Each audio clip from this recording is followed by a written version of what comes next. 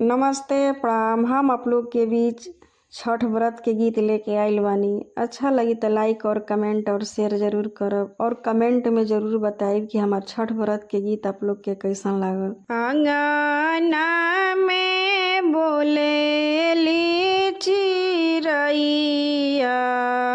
सुगना बोलेला दुआर, सुगना बोलेला दुआर।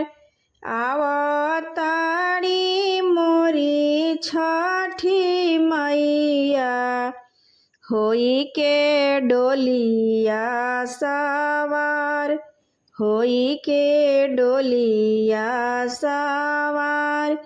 आवताड़ी मोर छठी मैया, होई के डोलिया सवार, होई के डोलिया सवार।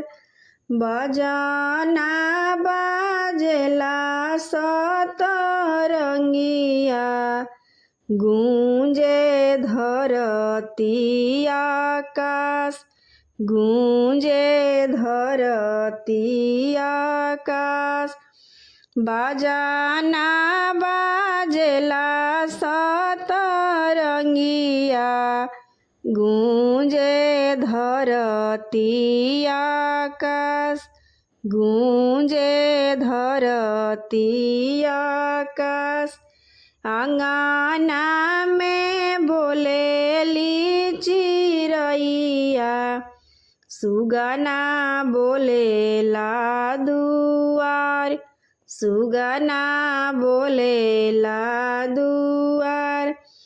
भगिया जागल गौआ नगरिया, माई के परते चरण, माई के परते चरण।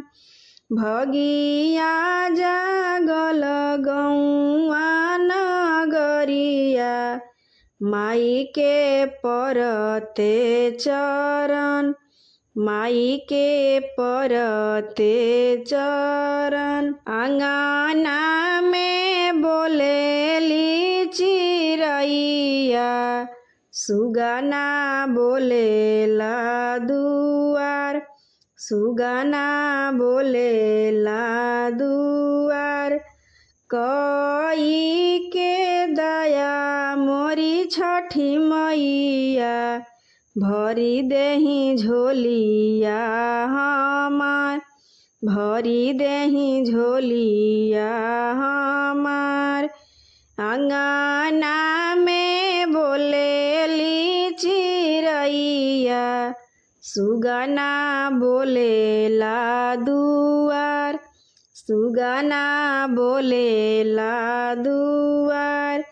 बाझिन मांगेली लालनावा, निरधन मांगेला धन, निरधन मांगेला धन।